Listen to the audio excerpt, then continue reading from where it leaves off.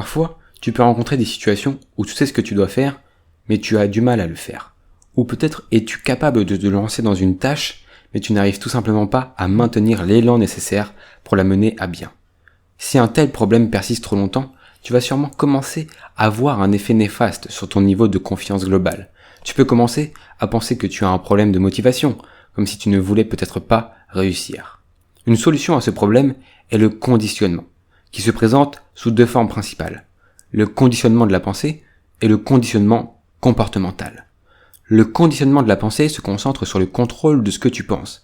Il s'agit d'un modèle cognitif de réussite basé sur l'hypothèse que si tu penses les bonnes pensées, tu prendras les bonnes actions et tu obtiendras ainsi les résultats que tu souhaites.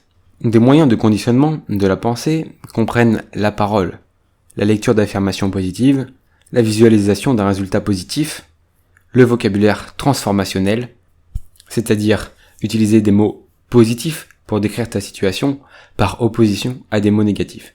Comme par exemple, je passe une journée fantastique ou merveilleuse au lieu de dire je passe une journée moyenne ou pas très bien. Et certaines autres formes de méditation.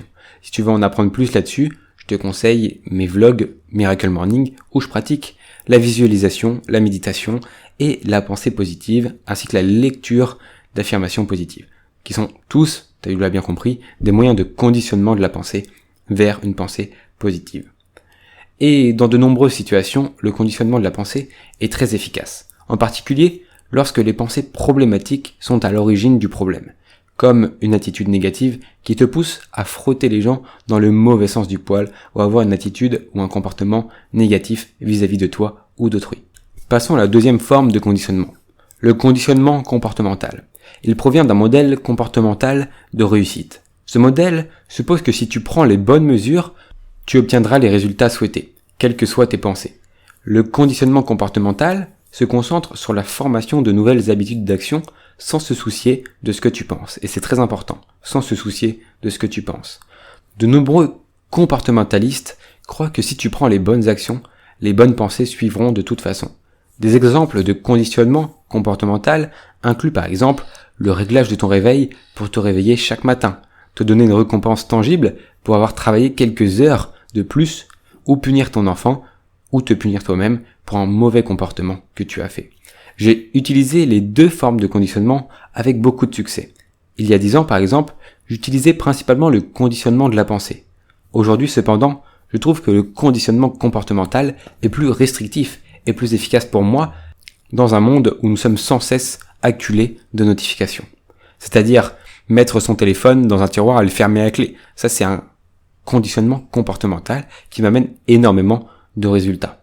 Ou me lever comme un pic avec rapidité dès que mon réveil sonne. Voilà les deux approches du conditionnement. Voyons maintenant les désavantages. Un désavantage, en tout cas, un problème du conditionnement de la pensée. C'est que si tu parviens pas à prendre rapidement les bonnes actions, ton comportement peut déstabiliser les pensées même si tu essaies de les adopter. Par exemple, si tu essaies d'arrêter de fumer et que tu te concentres sur le fait de penser que tu es non-fumeur. Pour cela, tu lis des affirmations quotidiennes pour te mettre dans le bain. Mais si tu continues à allumer ta cigarette corporellement, comportementalement, tu envoies des messages contradictoires à ton esprit et tu vas probablement reculer dans l'objectif que tu t'es donné d'arrêter de fumer. Ton comportement continu est également une affirmation. Je répète, ton comportement continu, au fur et à mesure de ta journée, est également une forme d'affirmation.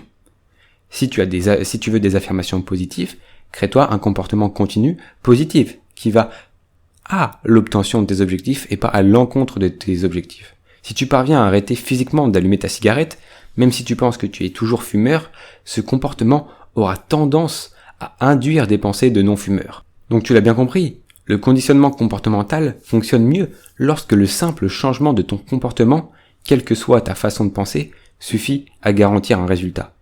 Par exemple, si tu arrêtes de faire des achats impulsifs, tu économiseras de l'argent, peu importe ce que tu penses. Si tu souhaites te réveiller tôt demain matin, à 5 heures du matin, ce n'est pas le fait de penser que tu vas te lever tôt demain matin et réfléchir en termes de conditionnement de pensée qui va fonctionner, mais c'est le conditionnement physique, comportemental, qui va avoir un grand impact sur cette habitude. Tu l'as bien compris.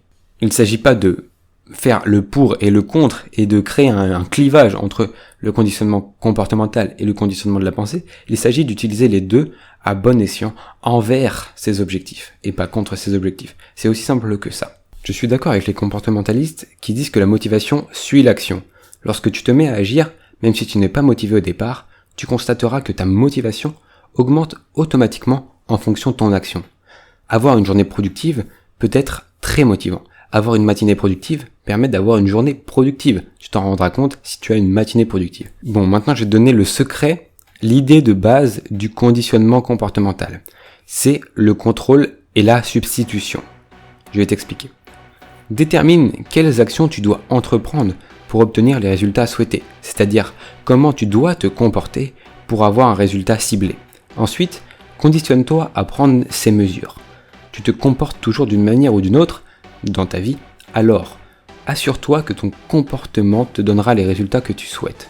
Si tu constates que tu ne te comportes pas d'une manière conforme à l'obtention de tes objectifs, prends le contrôle de la situation et remplace le comportement incorrect par le comportement correct. Pour de nombreux objectifs, il te suffit simplement de consacrer plus de temps, d'investir plus de temps, suffisamment de temps pour te permettre d'atteindre au minimum 80% de ton objectif à coup sûr. Par exemple, ce matin, j'aurais pu dormir jusqu'à 8h du matin. Ok, c'est déjà très tôt pour certaines personnes, mais pour moi c'est pas très tôt. J'aurais pu prendre un petit déjeuner tranquillement et regarder le World Poker Tour, et cela aura donné un résultat de rien du tout. Je ne serai pas plus près de mes objectifs avec ce que je viens de te décrire. Ce ne sera même pas si excitant ou amusant non plus. Ce sera juste une matinée paresseuse. Mais aujourd'hui, je me suis levé à 5h du matin. Je suis allé directement à mon ordinateur. J'ai passé 4 heures à écrire un nouveau discours à partir de zéro, pendant que le reste de ma famille dormait toujours.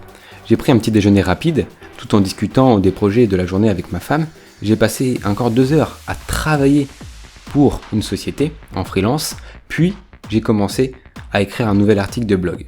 Donc, un samedi matin, j'ai accompli 6 bonnes heures de travail productif qui me rapprochent de mes objectifs. Et ce n'était pas difficile. J'ai simplement substitué ce genre de matinée aux matinées paresseuses que je t'ai décrites juste avant. Par conséquent, je me sens plus énergique que fatigué. Pourquoi ? Parce que l'énergie amène l'énergie. L'action amène d'autres actions. La fatigue, la paresse amène la paresse et la mollesse d'esprit. Le problème est que la plupart des gens conditionnent sans le savoir des comportements qui garantiront des résultats médiocres ou dans la moyenne. Reviens sur ton comportement au cours du mois dernier. Tes résultats sont-ils conformes à tes actions ? Si tu passes le mois prochain à te comporter différemment, cela changera-t-il tes résultats ? Où vois-tu des incohérences entre les résultats que tu souhaites avoir et tes habitudes de comportement actuelles ? Quel changement aimerais-tu apporter à tes pensées et comportements actuels ?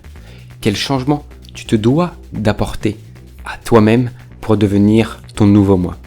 Eh bien moi je vais te le dire. Le premier changement que tu dois faire, c'est directement t'abonner à cette chaîne si tu es tout comme moi passionné de développement personnel, de notions de développement personnel et d'amélioration de soi.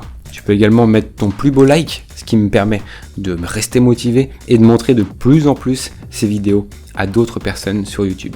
On se retrouve nous dans une prochaine vidéo. Si tu veux approfondir tes connaissances et avoir des résultats probants dans ton développement personnel, je te conseille de suivre mes formations approfondies sur Udemy. Tous les liens sont dans la description. À la prochaine et d'ici là, développe-toi personnellement.